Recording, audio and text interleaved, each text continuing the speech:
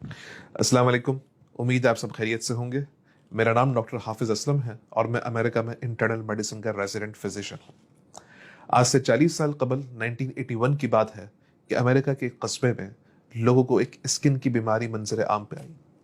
उसके कुछ अरसे बाद कुछ लोगों में एक इंतहाई डिफरेंट किस्म का नमूनिया मंजर आम पे आया और उसके बाद लोगों में मुख्तलिफ किस्म की प्रेजेंटेशन आती रही जो किसी डॉक्टर की समझ में नहीं आ रही थी। लेकिन 2 से 3 साल के अरसे में साइंसदानों ने उन तमाम प्रेजेंटेशंस को इकट्ठा किया और एक नया वायरस दरियाफ्त हुआ जिसका नाम था ह्यूमन इम्यूनोडेफिशिएंसी वायरस, जिसकी सीरियस फॉर्म को हम आज एड्स के नाम से जानते हैं। ये बताने का मकसद ये था कि आज ये लाइन बड़ी कॉमन है स्पेशली पाकिस्तान में कि कोरोना को हर चीज कोरोना के खाते में डाल दी जाती है। ऐसा नहीं है। अगर किसी को अंडरलाइन कोई बीमारी मौजूद है, जैसे किसी को एज्मा है, किसी को हार्ट का मसला है, किसी को कोई और मसला है, अगर ये वायरस आपको इन्फेक्ट करेगा तो वो जो तमाम पुराने मसले हैं वो एग्जासर्बेट हो जाते हैं। बज़ाहिर तो ये लग रहा होता है कि यार ये तो मुझे वही हार्ट का मसला हुआ जो पहले भी हुआ था। नहीं, आपका जो पीछे कॉज है वो अब कोरोना वायरस है और जब तक कॉज ट्रीट नहीं होगा, आप प्रेजेंटेशन चाहे कुछ भी कर लें, वो ट्रीटमेंट नहीं हो पाएगी। दूसरी बात, जिस तरह एक दीन का मसला हो तो वो एक आलिम दीन से पूछा जाता है, जिस तरह एक फिजिक्स का मसला हो तो वो फिजिक्स के टीचर से पूछा जाएगा, जिस तरह आपके घर में नल का खराब हो जाए तो वो आके प्लम्बर ठीक करेगा, बिल्कुल उसी तरह होना यही चाहिए था कि ये मसला मेडिसिन का था तो उसे डॉक्टर ही से पूछा जाना चाहिए था। लेकिन अनफॉर्चुनेटली हमारे कुछ अपॉर्चुनिस्टिक यूट्यूबर्स ने सिर्फ पैसा कमाने के लिए कुछ ऐसी वीडियोस बनाई, ऐसी कॉन्स्पिरेसी थ्योरीज जनरेट की जिससे वो लोग तो पैसा कमा गए, लेकिन हमारा मुल्क इस वक्त एक इंतहाई मसले का शिकार हो चुका है। इस वक्त पॉजिटिव केसेस का जो रेशो है पाकिस्तान में वो अराउंड 20% पर आ चुका है, जो दुनिया के बड़े बड़े ममालिक से ज़्यादा है। इस वक्त हाल ये है कि कराची, फैसलाबाद, लाहौर तमाम प्राइवेट हॉस्पिटल्स फिल हो चुके हैं।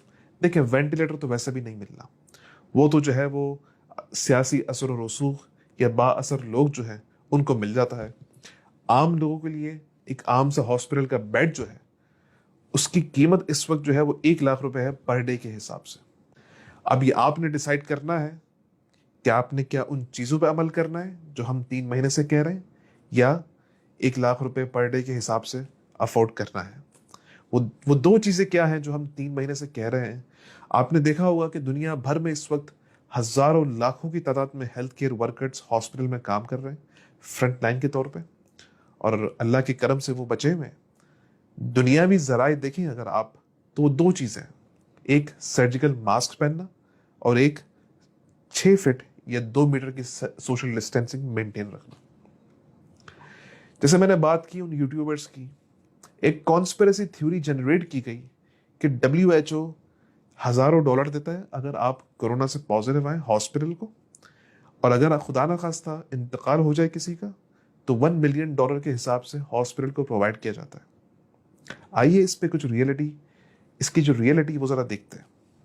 अमेरिका में एक बहुत बड़ी ऑर्गेनाइजेशन जिसके सैकड़ों की तादाद में हॉस्पिटल्स हैं, अभी कल ही मुझे बताया गया कि उसको तकरीबन पर डे $1 मिलियन का लॉस हो रहा है। उसकी वजह क्या? कि हॉस्पिटल जो जनरेट करता है पैसा वो सर्जरी से करता है, वो कार्डियक कैथेटराइजेशन से करता है, वो दूसरे प्रोसीजर से करता है।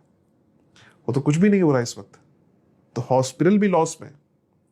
दूसरी बात, पंजाब में इस वक्त जो सैलरी मिली है वो कट लगा के मिली है, वो कम हुई है।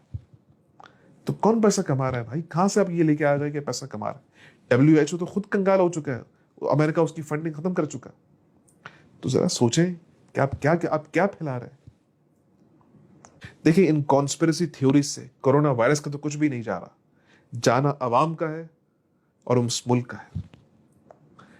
एक और बात हमसे पूछी गई कि मुझे लो ग्रेड फीवर हो रहा है, मुझे हाई ग्रेड फीवर हो रहा है, 1 घंटे के लिए फीवर हुआ है, तो क्या करें? देखिए, फी जमाना, अगर किसी को चाहे वो लो ग्रेड का फीवर हो, चाहे वो हाई ग्रेड का हो, चाहे वो 1 घंटे ही का फीवर क्यों ना हो, इस वक्त वो कोरोना वायरस है, अनटिल और अनलेस प्रूवन अदरवाइज। फीवर के साथ साथ अगर किसी को कोई शॉर्टनेस ऑफ ब्रेथ हो रही है, यानी सांस लेने में तकलीफ, किसी को चेस्ट पेन हो रहा है, सीने में तकलीफ, किसी को लॉस ऑफ टेस्ट या स्मेल है यानी सूंघने और चखने की सलाहियत का खात्मा, या किसी को ऑल्टर्ड मेंटल स्टेटस हो रहा है। इसका मतलब ये कि आप किसी मरीज को देख रहे हैं कि यार उसका दिमागी तवाजुन कल तक सही था, आज खराब हो रहा है। तो ये सारी निशानियां कोरोना वायरस की हैं। अब ये अलामत किसी में जाहिर हो गई तो अब क्या करें? अब एक केस ले लेते हैं कि कोई अफोर्ड नहीं कर सकता टेस्ट।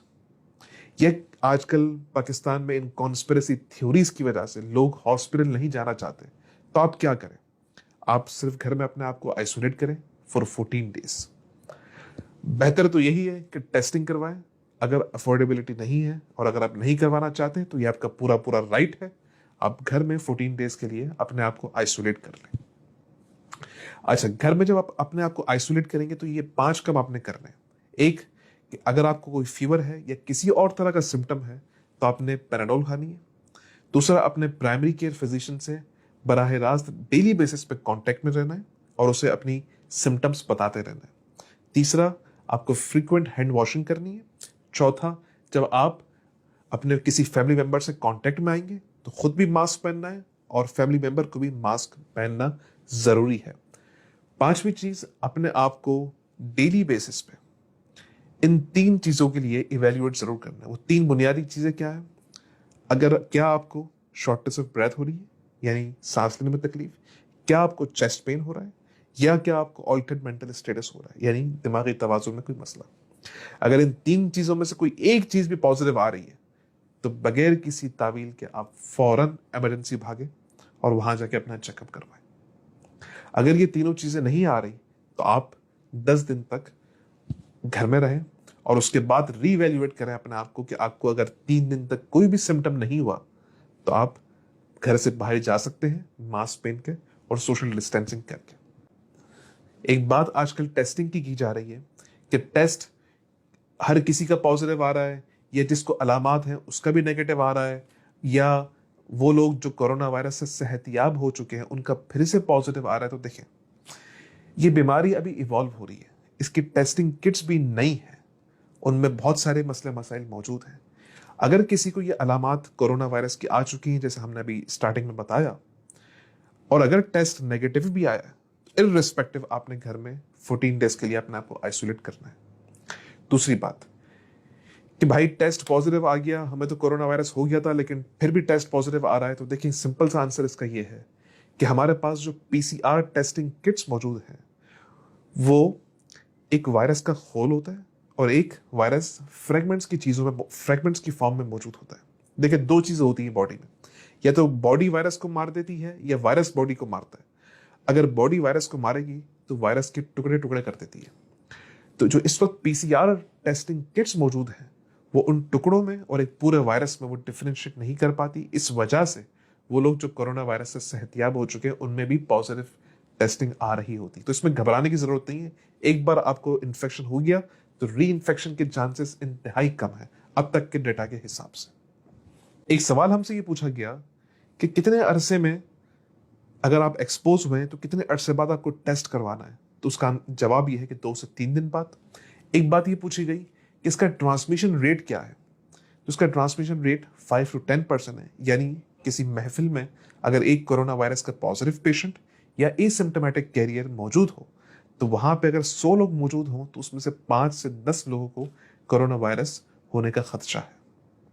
एक सवाल ये पूछा गया कि पेट के कीड़े मारने की एक मशहूर दवाई आइवरमेक्टिन क्या ये ले सकते हैं?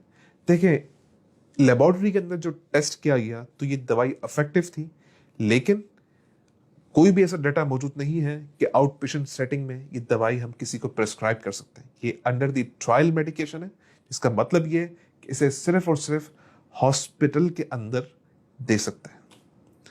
आखिर में सिर्फ यही कहना चाहूंगा कि अपने डॉक्टर्स पे ट्रस्ट करें।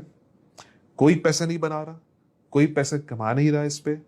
जो फ्रंट लाइन वर्कर हैं वो खुद परेशान हैं अपने लिए और अपनी फैमिली के लिए। आखिर में आप सबसे गुजारिश करूंगा कि इन कॉन्स्पिरेसी थ्योरीज से कोरोना वायरस का कुछ भी नहीं जाना हमारा है।